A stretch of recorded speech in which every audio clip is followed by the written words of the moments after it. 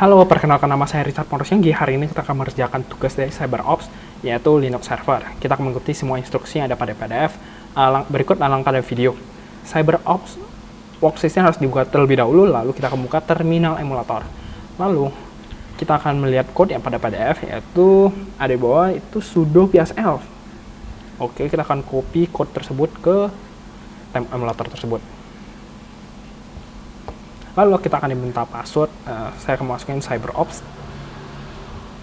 Lalu hasil yang ada pada emulator akan kurang lebih sama dengan PDF. Lalu mengapa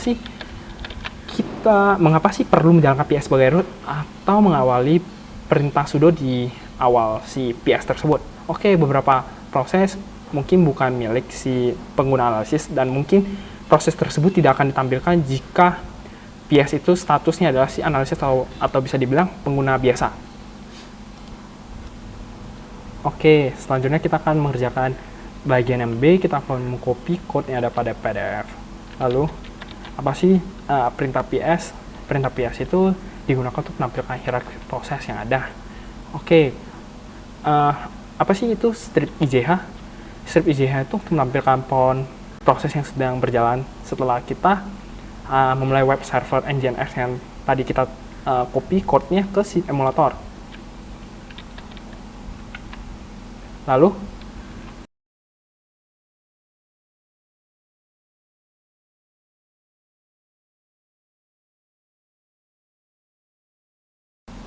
oke, bagaimana proses hierarki yang direpresentasikan oleh PS?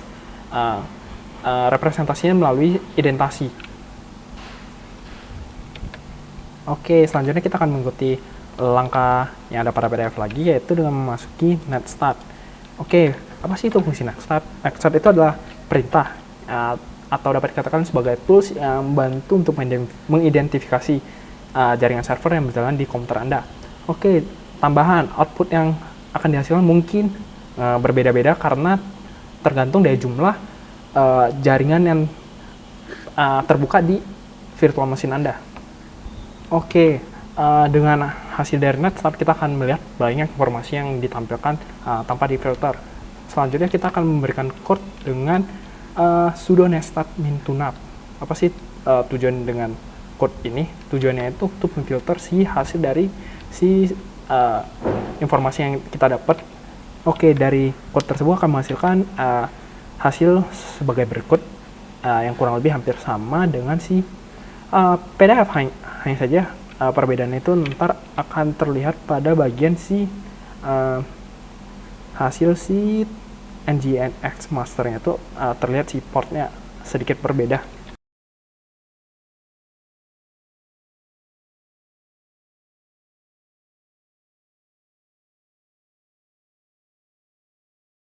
Apa sih arti dari min_t, min_u, min_n, min_a, dan min_p dari opsi yang ada pada si netstart?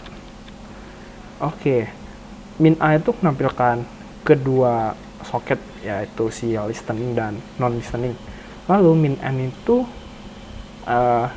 digunakan untuk hasil output yang numerik, tetapi tidak ada DNS, server port, atau si username resolution. Lalu min_p itu untuk menampilkan PID dari pemilik, min_p itu menampilkan PID dari proses pemilik koneksi. Lalu min_t itu menampilkan koneksi dari TCP dan min_u itu menampilkan koneksi UDP. Lalu, apakah ada urutan opsi yang penting bagi si netstart tadi? Oh, tentunya tidak, karena urutan opsi itu tidak relevan. Klien akan terhubung ke port dan menggunakan protokol yang benar. Lalu, minta informasi dari server. Lalu, output netstart di atas menampilkan sejumlah layanan yang saat ini mendengarkan di port tertentu. Berikut adalah keterangan dari kolom-kolom tersebut. Kolom pertama menunjukkan protokol layer 4 yang digunakan yaitu si UDP atau TCP. Lalu, kolom ketiga digunakan sebagai alamat port untuk menampilkan alamat IP lokal dan port tempat server tertentu yang dapat dijangkau. Alamat IP 0.0.0.0 menandakan bahwa server saat ini mendengarkan semua alamat IP yang dikonfigurasi oleh komputer.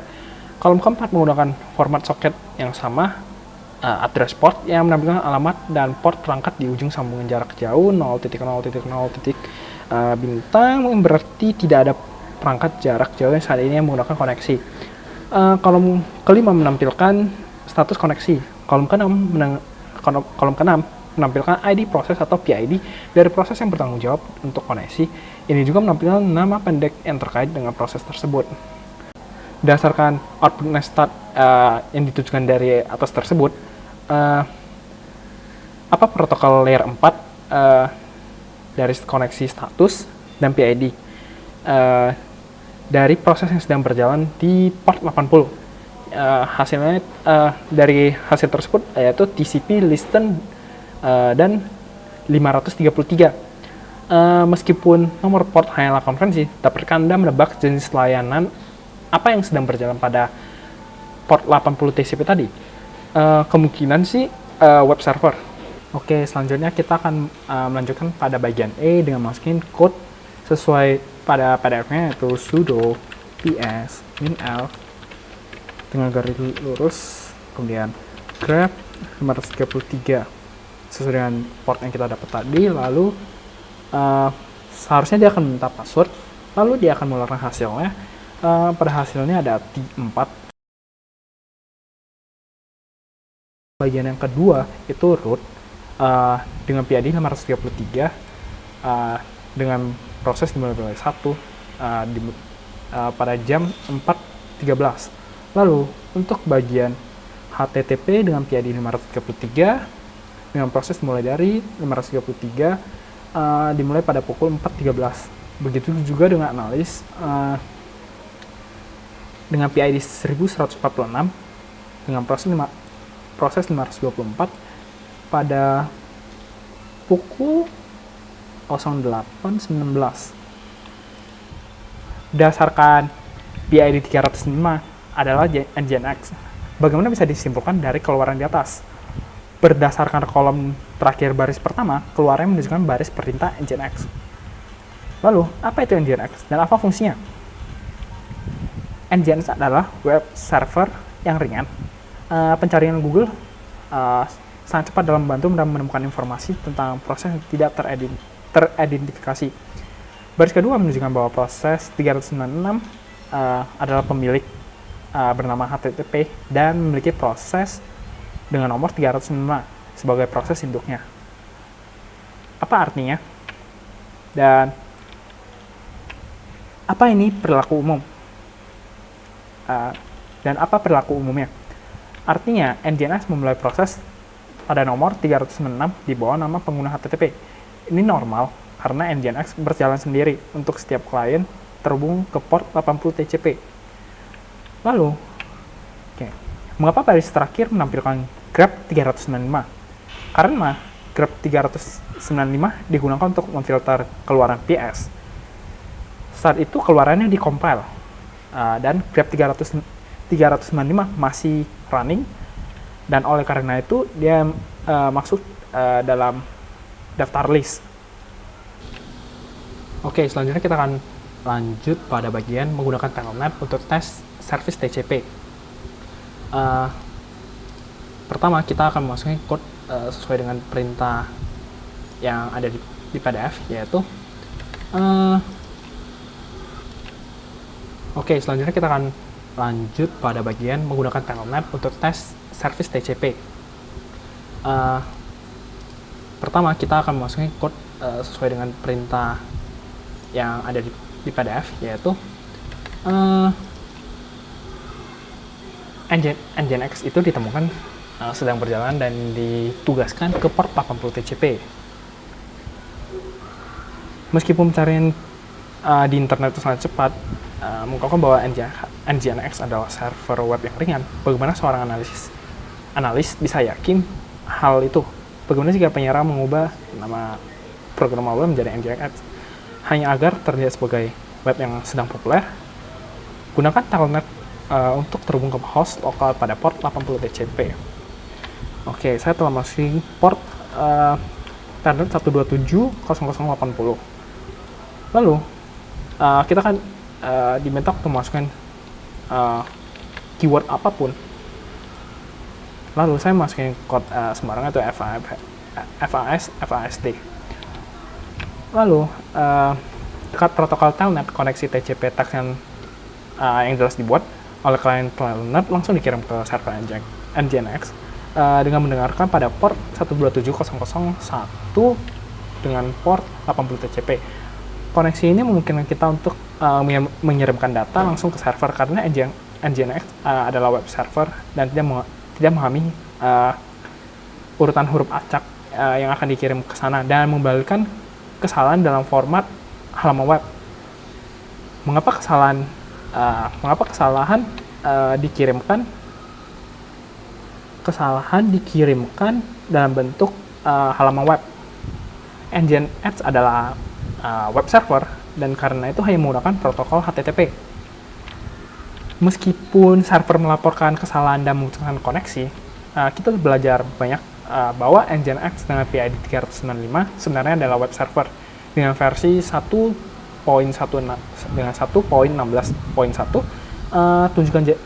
tumpukan jaringan virtual machine server workstation hanya berfungsi hingga layer ke-7. Lalu tidak semua layanan itu sama. Beberapa layanan dirancang untuk menerima data yang tidak diformat dan tidak akan berhenti jika ada sejenis garbage yang masuk melalui keyboard. Di bawah ini adalah contoh dari layanan itu.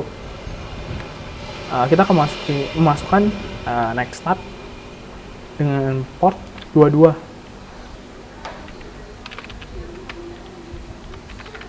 Telnet 127.0.0.0. Oke, kita akan masukkan telnet 127.0.0.1 dengan port 22.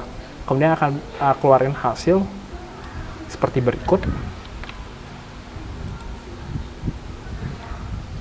Port 22 TCP ditetapkan ke layanan SSH. SSH memungkinkan administrator untuk terhubung ke komputer jarak jauh atau remote PC. Lalu kita akan mencoba menggunakan telnet yang terhubung pada port 68. Dan apa yang terjadi? 68. Hasilnya adalah tidak dapat mengkoneksi dengan remote host dan koneksi ditolak. Telnet adalah protokol berbasis TCP dan tidak akan dapat terhubung dengan port UDP. Lalu untuk bagian terakhir kita akan menjawab pertanyaan refleksi. Apa keuntungan menggunakan Nextstart? Nextstart memungkinkan seorang analis untuk menampilkan semua koneksi yang sedang berjalan pada komputer saat ini, kemudian alamat sumber dan tujuan port, dan ID proses juga dapat ditampilkan, memberikan gambaran umum yang singkat dari semua koneksi yang ada di komputer. Apa sih keuntungan menggunakan telnet dan apakah itu aman? Ya, selama itu tidak digunakan sebagai shell jarak jauh, sangat aman untuk menguji atau membuka informasi dengan cepat tentang layanan jaringan tertentu. Sekian dari video tugas 1 Linux Server. Terima kasih.